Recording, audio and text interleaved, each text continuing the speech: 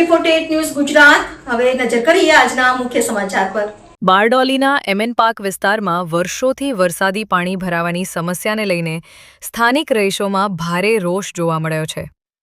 સ્થાનિકોના જણાવ્યા મુજબ નગરમાંથી પસાર થતી ખાડીમાં ભૂંગળા નાખી માટી પુરાણ કરવામાં આવતા વરસાદી પાણીના કુદરતી નિકાલમાં અવરોધ સર્જાયો છે, જેના કારણે દર ચોમાસામાં 3 થી 4 સોસાયટીઓમાં ઘૂંટણસમા પાણી ભરાઈ જાય છે અને રહેવાસીઓને ભારે હાલાકી સાથે આર્થિક નુકસાન પણ વેઠવું પડે છે। ચોમાસાને હવે ગણતરીના દિવસો બાકી છે ત્યારે નગરપાલિકાના કર્મચારીઓએ એમએન પાર્ક સોસાયટીની માલિકીની દિવાલમાં રહીશોની જાણ બહાર મોટા ગાબડા પાડી દીધા હોવાનો આક્ષેપ કરવામાં આવ્યો છે।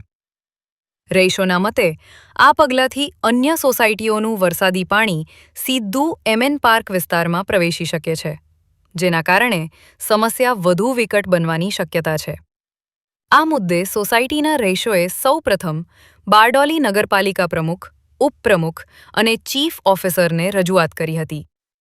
ત્યારબાદ રહીશો બારડોલી પ્રાંત કચેરી પહોંચ્યા હતા અને પ્રાંત અધિકારી જિજ્ઞાબેન પરમારને આવેદનપત્ર આપી સમસ્યાના કાયમી ઉકેલની માંગ કરી હતી। પ્રાંત અધિકારી જિજ્ઞાબેન પરમારે રહીશોની રજૂઆત સાંભળી હતી અને જણાવ્યું હતું કે છેલ્લા 5 વર્ષથી આ સમસ્યા યથાવત છે, જેના નિરાકરણ માટે સમિતિની રચના કરવામાં આવી છે અને સોસાયટીની મધ્યમાં આવેલી ખાડીમાં વરસાદી પાણીના નિકાલમાં અવરોધરૂપ બનતી સમસ્યાઓને તાત્કાલિક દૂર કરવાની કાર્યવાહી હાથ ધરવામાં આવશે।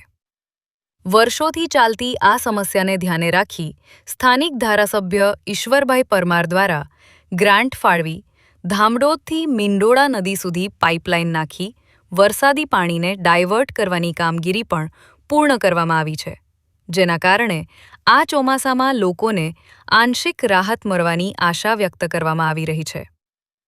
જો કે વર્ષોથી ચાલી આવતી સમસ્યાનો કાયમી ઉકેલ ક્યારે આવશે તેના પર હવે સમગ્ર વિસ્તારના લોકોની નજર મંડાઈ છે। આજરોજ એમએન પાર્ક સોસાયટીના રહીશો દ્વારા આવેદનપત્ર આપવામાં આવેલું છે। જે વરસાદી પાણીના નિકાલ માટે એમના દ્વારા જે રજૂઆતો કરવામાં આવેલ છે તેના સંબંધે ડ્રેનેજ વિભાગ તથા નગરપાલિકાની ટીમ દ્વારા સર્વેની કામગીરી બી મોટાભાગે મહદઅંશે પૂરી થયેલ છે અને એમના દ્વારા આગળની કાર્યવાહી હાથ ધરવામાં આવશે।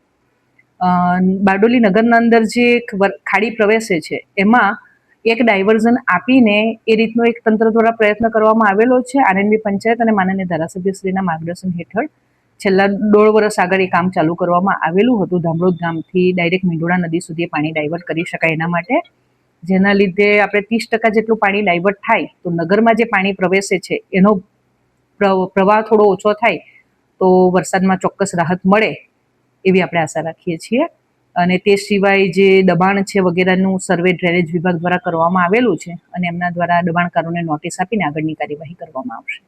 AB48 ન્યૂઝ ગુજરાત સાથે પ્રશાંત પટેલ, બારડોલી।